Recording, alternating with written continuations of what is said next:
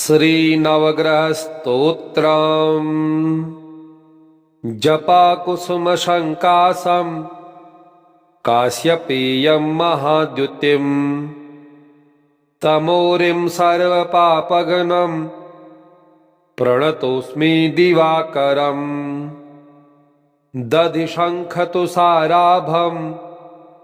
क्षीरोदार्णवसम्भवम् नमामि शशिनं सोमं शम्भोर्मुकुटभूषणम् धरणीगर्भसम्भूतं विद्युत्कान्तिसमप्रभम् कुमारं शक्तिहस्तं तं मङ्गलं प्रणमाम्यहम् प्रियङ्गुकलिकाश्यामं रूपेण प्रतिमं बुधं सौम्यं सौम्यगुणोपेतं तं बुधं प्रणमाम्यहम् देवानां च ऋषीणां च गुरुं काञ्चनसन्निभम् बुद्धिभूतं त्रिलोकेशं तं नमामि बृहस्पतिम् हिमकुन्दमृडालाभं दैत्यानां परमं गुरुं सर्वशास्त्रप्रवक्तारं भार्गवं प्रणमाम्यहम् नीलाञ्जनसमाभासं रविपुत्रं यमाग्रजम् छायामार्तण्डसम्भूतं तं नमामि शनैश्चरम्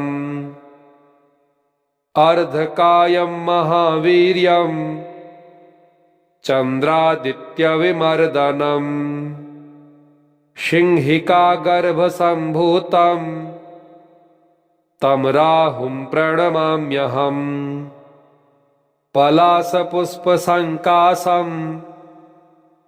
तारकाग्रहमस्तकम् रौद्रं रौद्रात्मकं घोरं तं केतुं प्रणमाम्यहम् इति व्यासमुखोद्गीतं यः पठेत् सुसमाहितः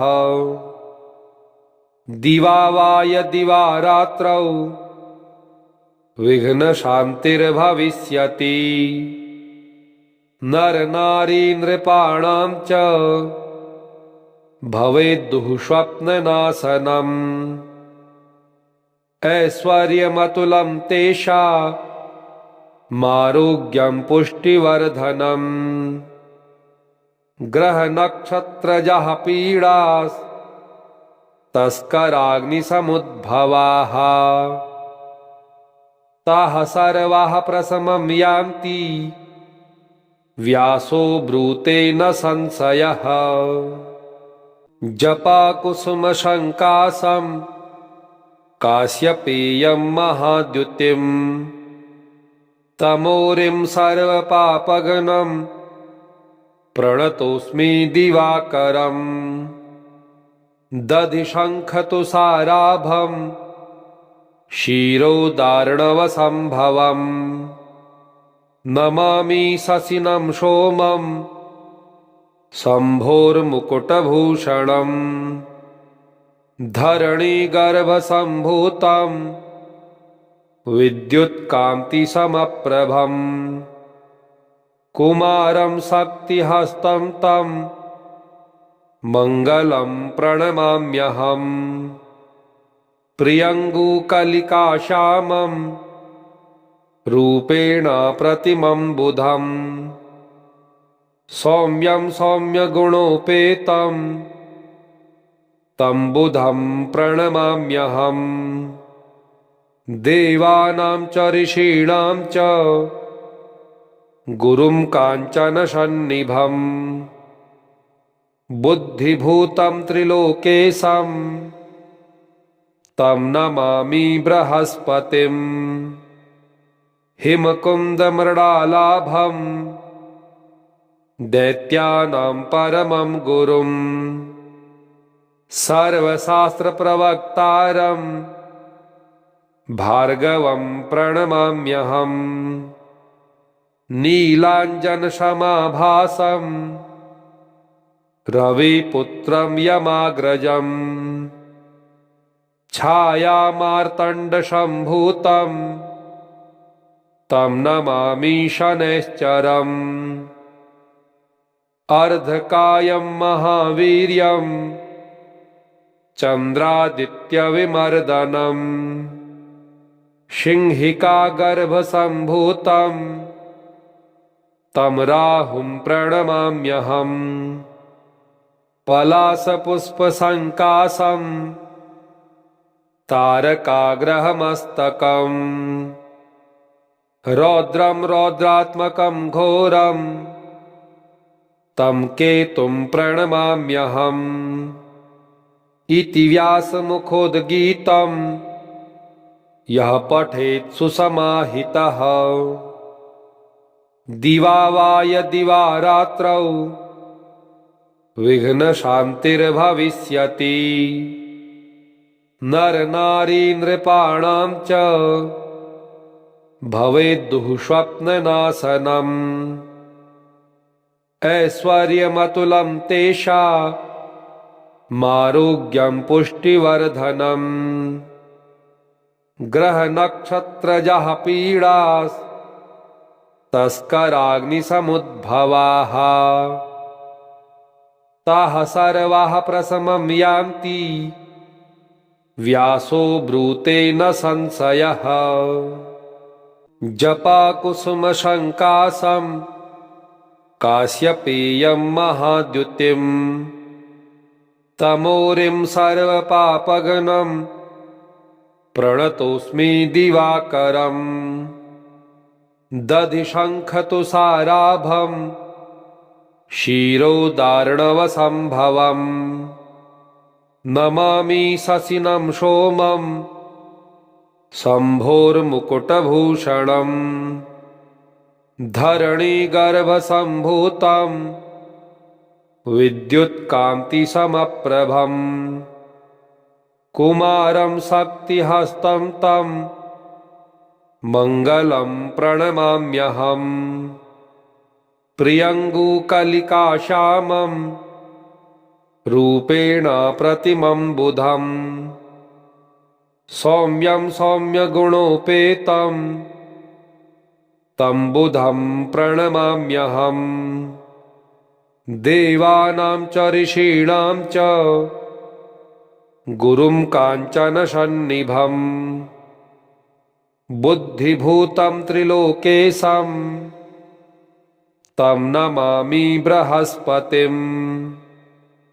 हिमकुन्दमृडालाभं दैत्यानां परमं गुरुम् सर्वशास्त्रप्रवक्तारं भार्गवं प्रणमाम्यहम्। नीलाञ्जनसमाभासं रविपुत्रं यमाग्रजम् छायामार्तण्डसम्भूतं तं नमामि शनैश्चरम्। अर्धकायं महावीर्यं चन्द्रादित्यविमर्दनम् सिंहिकागर्भसम्भूतं तं राहुं प्रणमाम्यहम्। पलाशपुष्पसङ्काशं तारकाग्रहमस्तकम् रौद्रं रौद्रात्मकं घोरं तं केतुं प्रणमाम्यहम्। इति व्यासमुखोद्गीतं यः पठेत् सुसमाहितः दिवा वा यदिवा रात्रौ विघ्नशान्तिर्भविष्यति। नरनारी नृपाणां च भवेद्दुः स्वप्ननाशनम्। ऐश्वर्यमतुलं तेषामारोग्यं पुष्टिवर्धनम्। ग्रहनक्षत्रजः पीडास्तस्कराग्निसमुद्भवाः तस्कराग्निसमुद्भवाः ताः सर्वाः प्रशमं यान्ति व्यासो ब्रूते न संशयः। जपाकुसुमशङ्कासं काश्यपेयं महाद्युतिं तमोरिं सर्वपापगनं प्रणतोऽस्मि दिवाकरम्। दधिशङ्खतुषाराभं क्षीरोदार्णवसम्भवम् नमामि शशिनं सोमं शम्भोर्मुकुटभूषणम्। धरणीगर्भसम्भूतं विद्युत्कान्तिसमप्रभम् कुमारं शक्तिहस्तं तं मङ्गलं प्रणमाम्यहम्। प्रियङ्गुकलिकाश्यामं रूपेण प्रतिमं बुधं सौम्यं सौम्यगुणोपेतं तं बुधं प्रणमाम्यहम्। देवानां च ऋषीणां च गुरुं काञ्चनसन्निभम् बुद्धिभूतं त्रिलोकेशं तं नमामि बृहस्पतिम्। हिमकुन्दमृडालाभं दैत्यानां परमं गुरुं सर्वशास्त्रप्रवक्तारं भार्गवं प्रणमाम्यहम्। नीलाञ्जनसमाभासं रविपुत्रं यमाग्रजम् छायामार्तण्डसम्भूतं तं नमामि शनैश्चरम्। अर्धकायं महावीर्यं चन्द्रादित्यविमर्दनम् सिंहिकागर्भसम्भूतं तं राहुं प्रणमाम्यहम्। पलाशपुष्पसङ्काशं तारकाग्रहमस्तकम् रौद्रं रौद्रात्मकं घोरं तं केतुं प्रणमाम्यहम्। इति व्यासमुखोद्गीतं यः पठेत् सुसमाहितः दिवा वा यदिवा रात्रौ विघ्नशान्तिर्भविष्यति। नरनारी नृपाणां च भवेद्दुःस्वप्ननाशनम्। ऐश्वर्यमतुलं तेषामारोग्यं पुष्टिवर्धनम्। ग्रहनक्षत्रजः पीडास्तस्कराग्निसमुद्भवाः ताः सर्वाः प्रशमं यान्ति व्यासो ब्रूते न संशयः। जपाकुसुमशङ्कासं काश्यपेयं महाद्युतिं तमोरिं सर्वपापगनं प्रणतोऽस्मि दिवाकरम्। दधिशङ्खतुषाराभं क्षीरोदार्णवसम्भवम् नमामि शशिनं सोमं शम्भोर्मुकुटभूषणम्। धरणीगर्भसम्भूतं विद्युत्कान्तिसमप्रभम् कुमारं शक्तिहस्तं तं मङ्गलं प्रणमाम्यहम्। प्रियङ्गुकलिकाश्यामं रूपेण प्रतिमं बुधं सौम्यं सौम्यगुणोपेतं तं बुधं प्रणमाम्यहम्। देवानां च ऋषीणां च गुरुं काञ्चनसन्निभं बुद्धिभूतं त्रिलोकेशं तं नमामि बृहस्पतिम्। हिमकुन्दमृडालाभम् दैत्यानां परमं गुरुम् सर्वशास्त्रप्रवक्तारं भार्गवं प्रणमाम्यहम् नीलाञ्जनशमाभासं रविपुत्रं यमाग्रजम् छायामार्तण्डसम्भूतं तं नमामि शनैश्चरम् अर्धकायं महावीर्यं चन्द्रादित्यविमर्दनम् सिंहिकागर्भसम्भूतं तं राहुं प्रणमाम्यहम् पलाशपुष्पसङ्काशं तारकाग्रहमस्तकम् रौद्रं रौद्रात्मकं घोरं तं केतुं प्रणमाम्यहम् इति व्यासमुखोद्गीतं यः पठेत् सुसमाहितः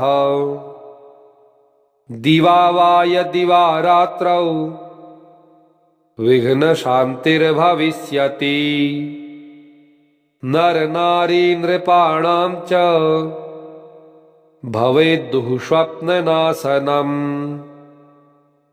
ऐश्वर्यमतुलं तेषामारोग्यं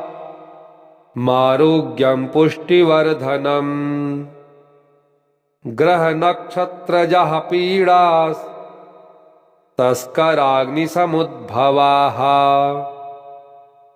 ताः सर्वाः प्रशमं यान्ति व्यासो ब्रूते न संशयः जपाकुसुमशङ्कासं काश्यपेयं महाद्युतिं तमोरिं सर्वपापघ्नं प्रणतोऽस्मि दिवाकरम् दधिशङ्खतुषाराभं क्षीरोदार्णवसम्भवम् नमामि शशिनं सोमं शम्भोर्मुकुटभूषणम् धरणीगर्भसम्भूतं विद्युत्कान्तिसमप्रभम् कुमारं शक्तिहस्तं तं मङ्गलं प्रणमाम्यहम् प्रियङ्गुकलिकाश्यामं रूपेण प्रतिमं बुधम् सौम्यं सौम्यगुणोपेतं तं बुधं प्रणमाम्यहम् देवानां च ऋषीणां च गुरुं काञ्चनसन्निभम् बुद्धिभूतं त्रिलोकेशं तं नमामि बृहस्पतिम् हिमकुन्दमृडालाभं दैत्यानां परमं गुरुम् सर्वशास्त्रप्रवक्तारं भार्गवं प्रणमाम्यहम् नीलाञ्जनशमाभासं रविपुत्रं यमाग्रजम् छायामार्तण्डसम्भूतं तं नमामि शनैश्चरम् अर्धकायं महावीर्यं चन्द्रादित्यविमर्दनम् सिंहिकागर्भसम्भूतं तं राहुं प्रणमाम्यहम् पलाशपुष्पसङ्काशं तारकाग्रहमस्तकम् रौद्रं रौद्रात्मकं घोरं तं केतुं प्रणमाम्यहम् इति व्यासमुखोद्गीतं यः पठेत् सुसमाहितः दिवा वा यदिवा रात्रौ विघ्नशान्तिर्भविष्यति नरनारी नृपाणां च भवेद्दुः स्वप्ननाशनम् ऐश्वर्यमतुलं तेषामारोग्यं मारोग्यं पुष्टिवर्धनम् ग्रहनक्षत्रजः पीडास् तस्कराग्निसमुद्भवाः ताः सर्वाः प्रशमं यान्ति व्यासो ब्रूते न संशयः जपाकुसुमशङ्कासं काश्यपेयं महाद्युतिम् तमोरिं सर्वपापघ्नं प्रणतोऽस्मि दिवाकरम् दधिशङ्खतुषाराभं क्षीरोदार्णवसम्भवम् नमामि शशिनं सोमं शम्भोर्मुकुटभूषणम् धरणीगर्भसम्भूतं विद्युत्कान्तिसमप्रभम् कुमारं शक्तिहस्तं तं मङ्गलं प्रणमाम्यहम् प्रियङ्गुकलिकाश्यामं रूपेण प्रतिमं बुधम् सौम्यं सौम्यगुणोपेतं तं बुधं प्रणमाम्यहम् देवानां च ऋषीणां च गुरुं काञ्चनसन्निभम् बुद्धिभूतं त्रिलोकेशं तं नमामि बृहस्पतिम् हिमकुन्दमृडालाभं दैत्यानां परमं गुरुम् सर्वशास्त्रप्रवक्तारं भार्गवं प्रणमाम्यहम् नीलाञ्जनसमाभासं रविपुत्रं यमाग्रजम् छायामार्तण्डसम्भूतं तं नमामि शनैश्चरम् अर्धकायं महावीर्यं चन्द्रादित्यविमर्दनम् सिंहिकागर्भसम्भूतं तं राहुं प्रणमाम्यहम् पलाशपुष्पसङ्काशं तारकाग्रहमस्तकम् रौद्रं रौद्रात्मकं घोरं तं केतुं प्रणमाम्यहम् इति व्यासमुखोद्गीतं यः पठेत् सुसमाहितः दिवा वा यदिवा रात्रौ विघ्नशान्तिर्भविष्यति नरनारी नृपाणां च भवेद्दुःस्वप्ननाशनम् ऐश्वर्यमतुलं तेषामारोग्यं पुष्टिवर्धनम् ग्रहनक्षत्रजः पीडास् तस्कराग्निसमुद्भवाः ताः सर्वाः प्रशमं यान्ति व्यासो ब्रूते न संशयः जपाकुसुमशङ्कासं काश्यपेयं महाद्युतिम् तमोरिं सर्वपापघ्नं प्रणतोऽस्मि दिवाकरम् दधिशङ्खतुषाराभं क्षीरोदार्णवसम्भवम् नमामि शशिनं सोमं शम्भोर्मुकुटभूषणम् धरणीगर्भसम्भूतं विद्युत्कान्तिसमप्रभम् कुमारं शक्तिहस्तं तं मङ्गलं प्रणमाम्यहम् प्रियङ्गुकलिकाश्यामं रूपेण प्रतिमं बुधम् सौम्यं सौम्यगुणोपेतं तं बुधं प्रणमाम्यहम् देवानां च ऋषीणां च गुरुं काञ्चनसन्निभम् बुद्धिभूतं त्रिलोकेशं तं नमामि बृहस्पतिम् हिमकुन्दमृडालाभं दैत्यानां परमं गुरुम् सर्वशास्त्रप्रवक्तारं भार्गवं प्रणमाम्यहम् नीलाञ्जनशमाभासं रविपुत्रं यमाग्रजम् छायामार्तण्डसम्भूतं तं नमामि शनैश्चरम् अर्धकायं महावीर्यं चन्द्रादित्यविमर्दनम् सिंहिकागर्भसम्भूतं तं राहुं प्रणमाम्यहम् पलाशपुष्पसङ्काशं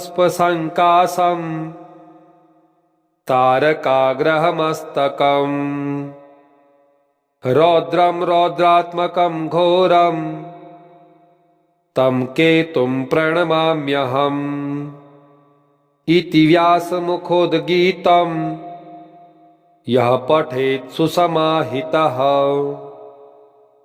दिवा वा यदिवा रात्रौ विघ्नशान्तिर्भविष्यति नरनारी नृपाणां च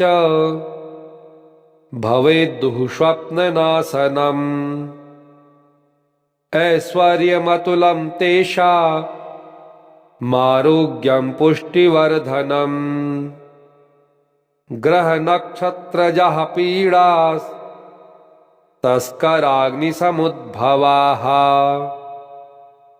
ताः सर्वाः प्रशमं यान्ति व्यासो ब्रूते न संशयः जपाकुसुमशङ्कासं काश्यपेयं महाद्युतिं तमोरिं सर्वपापघ्नं प्रणतोऽस्मि दिवाकरम् दधिशङ्खतुषाराभं क्षीरोदार्णवसम्भवम् नमामि शशिनं सोमं शम्भोर्मुकुटभूषणम् धरणीगर्भसम्भूतं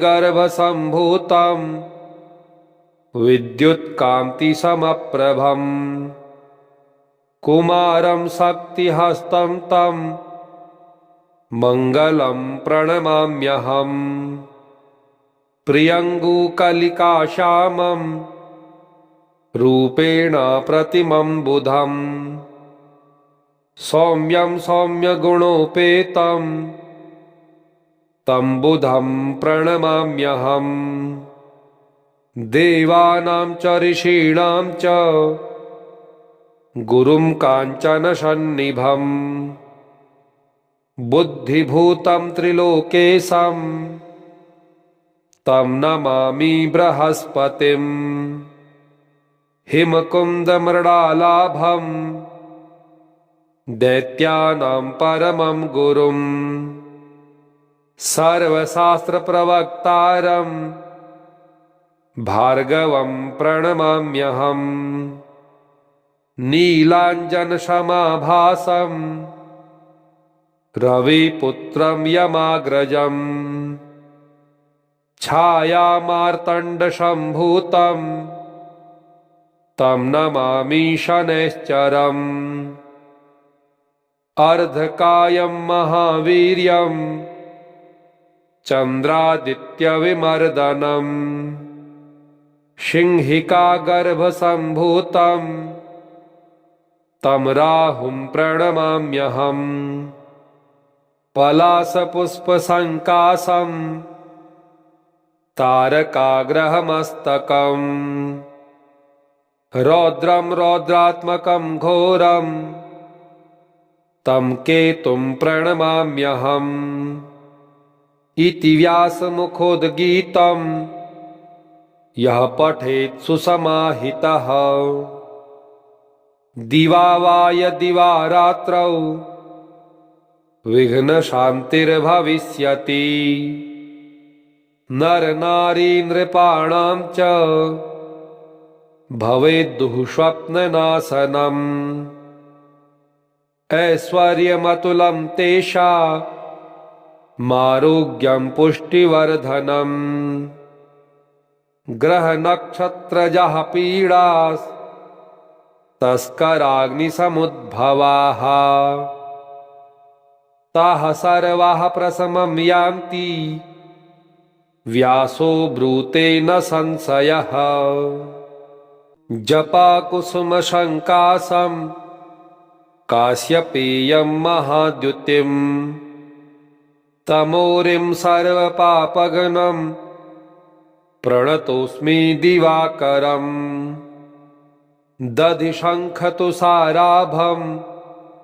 क्षीरोदार्णवसम्भवम् नमामि शशिनं सोमं शम्भोर्मुकुटभूषणम् धरणीगर्भसम्भूतं विद्युत्कान्तिसमप्रभम् कुमारं शक्तिहस्तं तं मङ्गलं प्रणमाम्यहम् प्रियङ्गुकलिकाश्यामं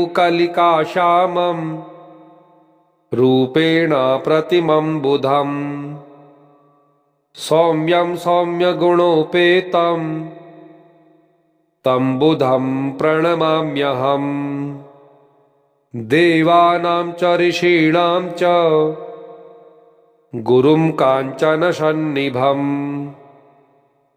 बुद्धिभूतं त्रिलोकेशं तं नमामि बृहस्पतिम् हिमकुन्दमृडालाभं दैत्यानां परमं गुरुम् सर्वशास्त्रप्रवक्तारं भार्गवं प्रणमाम्यहम् नीलाञ्जनसमाभासं रविपुत्रं यमाग्रजम् छायामार्तण्डसम्भूतं तं नमामि शनैश्चरम् अर्धकायं महावीर्यं चन्द्रादित्यविमर्दनम् सिंहिकागर्भसम्भूतं तं राहुं प्रणमाम्यहम् पलाशपुष्पसङ्काशं तारकाग्रहमस्तकम् रौद्रं रौद्रात्मकं घोरं तं केतुं प्रणमाम्यहम् इति व्यासमुखोद्गीतं यः पठेत् सुसमाहितः दिवा वा यदिवा रात्रौ विघ्नशान्तिर्भविष्यति नरनारी नृपाणां च भवेद्दुःस्वप्ननाशनम् ऐश्वर्यमतुलं तेषामारोग्यं पुष्टिवर्धनम् ग्रहनक्षत्रजः पीडास्तस्कराग्निसमुद्भवाः ताः सर्वाः प्रशमं यान्ति व्यासो ब्रूते न संशयः जपाकुसुमशङ्कासं काश्यपेयं महाद्युतिम् तमोरिं सर्वपापघ्नं प्रणतोऽस्मि दिवाकरम् दधिशङ्खतुषाराभं क्षीरोदार्णवसम्भवम् नमामि शशिनं सोमं शम्भोर्मुकुटभूषणम् धरणीगर्भसम्भूतं विद्युत्कान्तिसमप्रभम् कुमारं शक्तिहस्तं तं मङ्गलं प्रणमाम्यहम् प्रियङ्गुकलिकाश्यामं रूपेण प्रतिमं बुधम् सौम्यं सौम्यगुणोपेतं तं बुधं प्रणमाम्यहम् देवानां च ऋषीणां च गुरुं काञ्चन सन्निभं बुद्धिभूतं त्रिलोकेशं तं नमामि बृहस्पतिं हिमकुन्दमृडालाभं दैत्यानां परमं गुरुं सर्वशास्त्रप्रवक्तारं भार्गवं प्रणमाम्यहम् नीलाञ्जनसमाभासं रविपुत्रं यमाग्रजं छायामार्तण्डसम्भूतं तं नमामि शनैश्चरम् अर्धकायं महावीर्यं चन्द्रादित्यविमर्दनम् सिंहिकागर्भसम्भूतं तं राहुं प्रणमाम्यहम् पलाशपुष्पसङ्काशं तारकाग्रहमस्तकम् रौद्रं रौद्रात्मकं घोरं तं केतुं प्रणमाम्यहम् इति व्यासमुखोद्गीतं यः पठेत् सुसमाहितः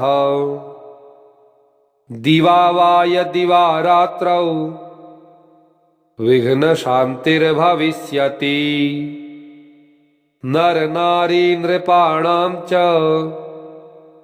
भवेद्दुः स्वप्ननाशनम् ऐश्वर्यमतुलं तेषामारोग्यं पुष्टिवर्धनम् ग्रहनक्षत्रजः पीडास्तस्कराग्निसमुद्भवाः ताः सर्वाः प्रशमं यान्ति व्यासो ब्रूते न संशयः इति श्री व्यासविरचितं नवग्रहस्तोत्रम् श्री नवग्रहार्पणमस्तु। ओम श्री नवग्रहदेवाय नमः।